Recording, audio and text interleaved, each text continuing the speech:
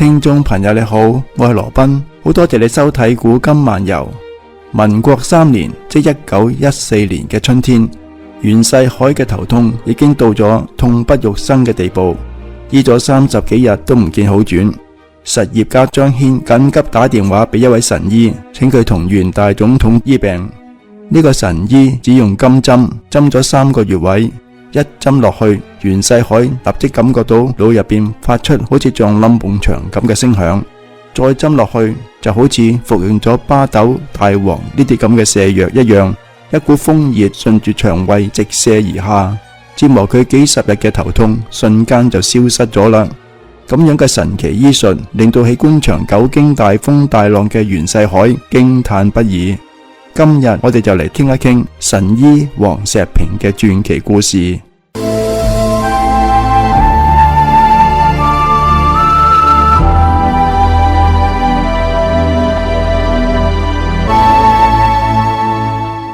清朝中晚期，黃石平嘅父親黃良佳曾經喺山東做過好幾任嘅縣官。由於佢為官清廉，深得當地老百姓嘅愛戴。佢雖然做官多年，但係家入邊就冇乜嘢積蓄啦。一直到咗晚年，先至喺宜昌得到一個離金局嘅差事，相當於依家嘅稅務局嘅工作。但係好景不長，佢患上咗半身不遂嘅病。一日到黑就瞓喺床上面，家人請咗好多名醫嚟醫治，服用咗好多湯藥都唔見好轉。佢以為自己嘅大限就嚟啦，就等住吞最後嘅一口氣。有一日忽然門吏來報，話有一個遊方嘅老和尚特登嚟到要為黃老治病。黃家立即就將老和尚請入嚟啦。只見老和尚身材魁梧，步履矯健，冇一啲龍鍾老態㗎。佢除咗面上面白雪一樣咁嘅鬍鬚同埋眉毛之外，實際上係睇唔出佢嘅真實年紀嚟㗎。佢原來已經有70、80歲㗎啦。老和尚入到屋入邊，笑住咁樣合十就問施主：你仲認唔認識貧僧啊？黃老聽佢講嘅係山東口音，但係就諗唔起嚟喺邊度見過。老和尚就笑住咁話啦：亦唔怪施主冇印象㗎。俗話講得好，100個和尚認得一個施主，而一個施主呢，就認唔出100個和尚啦。老僧原嚟係蓬萊千佛寺嘅主持袁覺啊！聽到呢度，黃老就諗起嚟啦。10幾年之前，佢擔任蓬萊知縣嘅時候，有幾個無賴踎身要搶奪千佛寺嘅資產，雙方告到咗縣衙。之前嘅縣官因為受到咗踎身嘅賄賂，冇公正判決，直到黃良佳到任，秉公判決，徹底咁樣了結咗呢個案件。袁覺主持一直都想報答黃老嘅大恩大德，但係苦於冇機會。後嚟佢聽講黃老得咗半身不遂嘅病，精通醫術嘅佢就特意趕到宜昌同黃老醫病啦。袁覺仔細咁樣診斷咗一陣，就話呢個病唔用金針就唔能夠醫好㗎，就算用針亦都唔係1日2日就能夠見效㗎，多則半個月，少則呢10日先至能夠痊愈㗎。黃老一聽恢復有望，喜上眉梢啦。只要能夠醫好，就算係1年半載，佢都係十分感激㗎。袁覺拎出一個布包，裏面全都係細細嘅金針，而且係粗細長短不一㗎。佢用金針吉入黃老嘅穴位，留針唔到1刻鐘，黃老就覺得全身舒暢咗好多啦。就咁樣，老和尚每日施針2、3次不等。到咗第5日，瞓起床半年嘅黃老就能夠落床走動啦。佢感激老僧猶如神醫在世，妙手回春，黃老感激不盡。喺呢幾日嘅相處入邊，黃老發現袁覺老和尚唔單止係醫術高明，而且係文武雙全，兩個人傾得好投緣。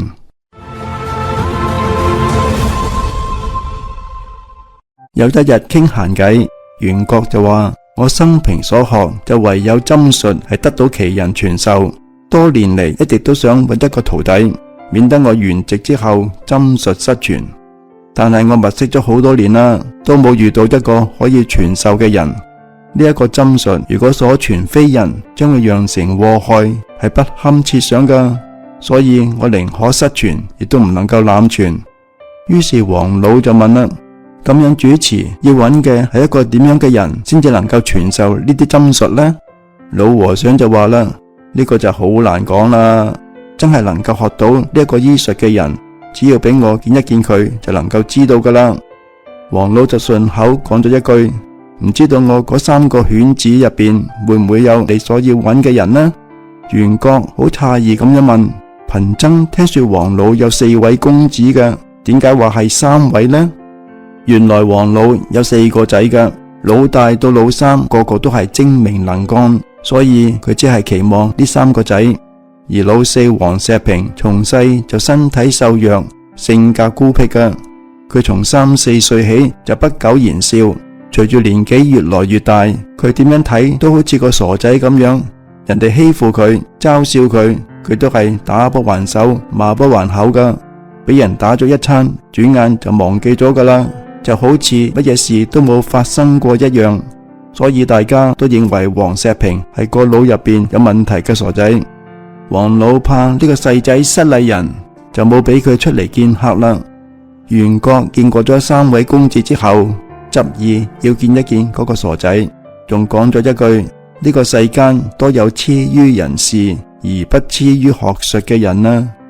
王老無奈，只好叫人將個細仔帶咗過嚟。嗰年王石平14歲，睇起嚟傻頭傻腦咁樣，俾僕人帶到老僧面前。袁覺打量咗佢一下，面上面露出咗欣慰嘅笑容，對王老就話啦，我就講啦，世間多有痴於人事而不痴於學術嘅人啊。呢一句話果然係應驗喺4公子嘅身上面，我要傳嘅徒弟正係4公子咁樣嘅人啊。王老好驚訝，點解啊？唔通我呢個傻仔真係能夠學呢個針術咩？袁覺朗聲一笑，睇嚟我嘅針術唔應該失傳啦，竟然咁啱嘅。所謂踏破鐵鞋無覓處，得來全不費功夫。當日王老就要佢個傻仔拜袁覺為師啦。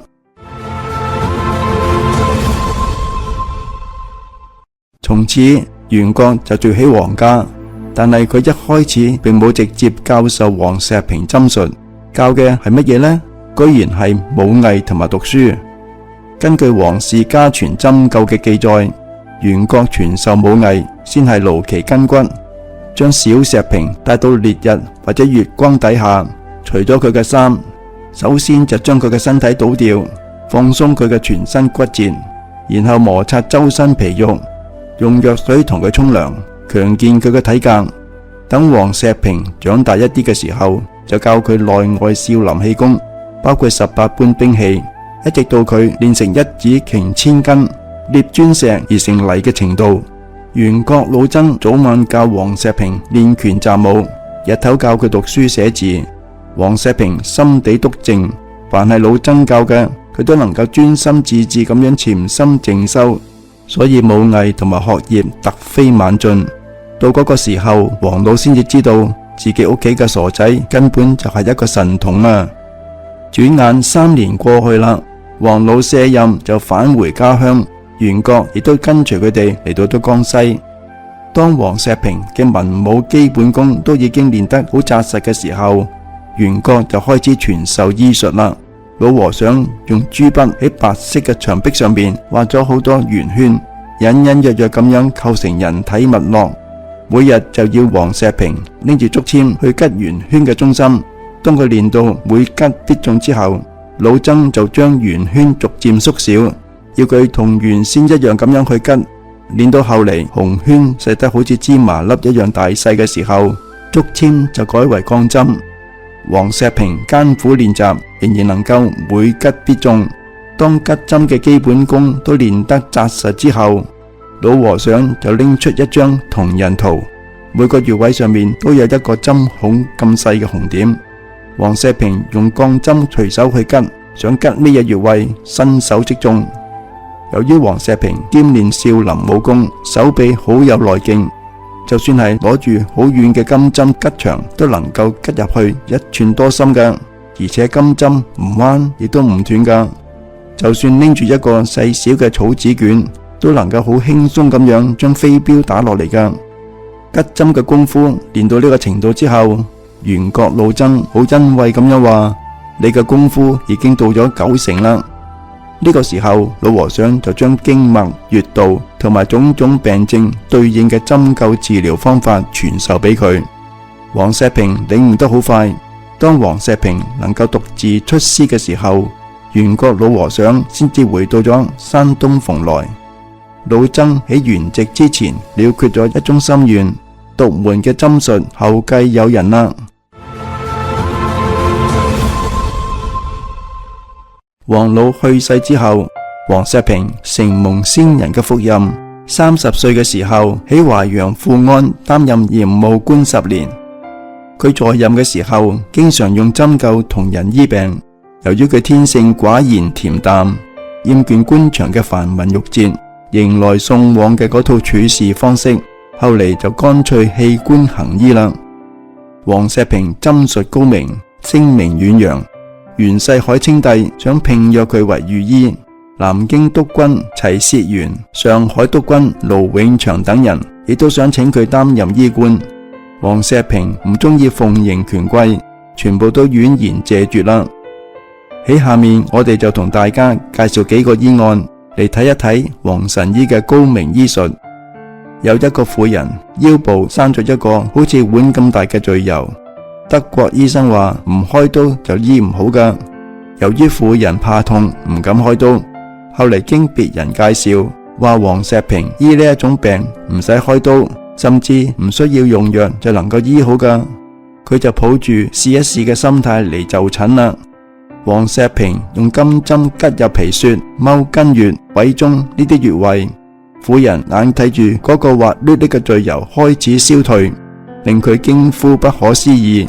黃神醫為佢針咗3次，贅疣就全部消失咗啦。喺佢治療嘅好多醫案入邊，有一則奇特嘅蛇鼓案。根據黃神醫本人所講，佢生平見多識廣，但係對於放蠱害人嘅講法，亦只係聽說過。後嚟佢碰到一個姓歐嘅婦人，話自己有胃病，已經7年啦，經常痛到死去活來，要食好多唔消化嘅嘢，先至能夠減輕一啲痛苦。但係7年過去咗啦，佢越吃就越瘦。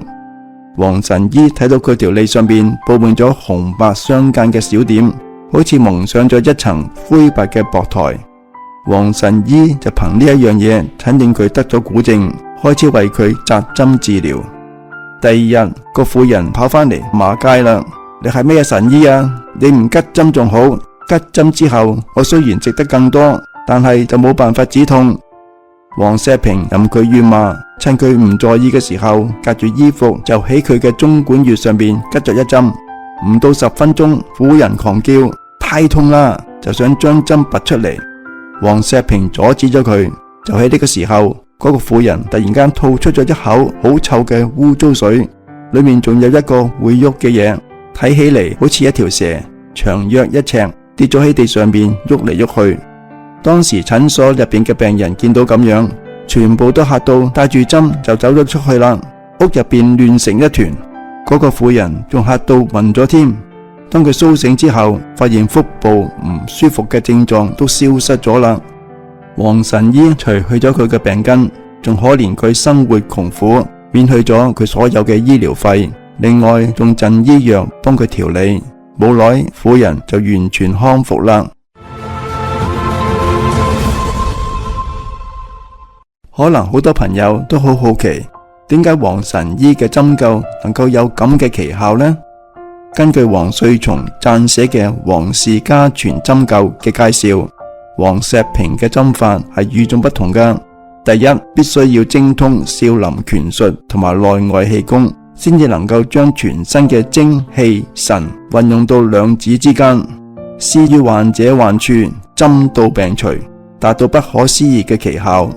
第二，用純嘅金針，光滑而唔生鏽，金針性軟，唔傷筋骨，其味甜，能驅風敗毒，調和氣血，疏通經絡，比鐵針更勝一籌㗎。黃穗松回憶黃石平醫病嘅情景，話佢臨靜切默沉吟思考嘅時候，連眉宇之間都帶住一股威嚴而重嘅氣勢。佢將左右兩手握拳運力，只聽到佢手指骨節咔啦咔啦咁樣作響，然後聚精會神將金針拿喺手入邊，手如握虎，勢如擒龍，左手大拇指準確咁樣按住患者嘅穴位，右手揸住針運用內力，準確吉入穴位。有啲患者喺針刺嘅瞬間感到劇痛，但係金針進入穴位之後，病痛就立即煙消雲散啦，效果係立竿見影㗎。前面我哋講到，黃石平只係用金針就醫好咗婦人嘅贅疣。當時目睹呢個過程嘅德國醫生好震驚，覺得中國嘅醫術太匪夷所思啦，就向黃石平請教點穴係咪真嘅呢？仲請佢做個試驗。黃石平就喺呢個德國醫生嘅身上面點咗個穴。德國醫生返到住所之後，感覺全身唔妥，一陣發冷，一陣發熱，食藥亦都唔見好。後嚟請黃石平幫佢解咗點穴，病症就立即消失啦。呢位德國醫生好想學佢嘅針術。黃石平同佢講，中國嘅經脈之學、黃帝內經呢啲醫學理論，外國人係學唔嚟噶。更何況佢已經過咗20歲，冇童子功底，係好難學成噶。金針療法係少林絕學，喺冇揾到適合嘅人選之前，係唔想輕易傳授俾人噶。德國醫生饋贈咗好多貴重物品俾黃神醫，佢一概不收。嗰位醫生同佢交往咗7-8年，始終摸唔到一啲竅門。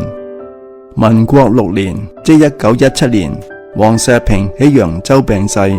佢晚年嘅時候傳咗2個徒弟，呢一門師傳嘅針術絕學，終於係冇失傳到。好啦，今日就講到呢一度，感謝你收睇古今漫遊。如果你喜歡嘅話，請點讚、訂閱、分享。我係羅賓，我哋下次節目再見。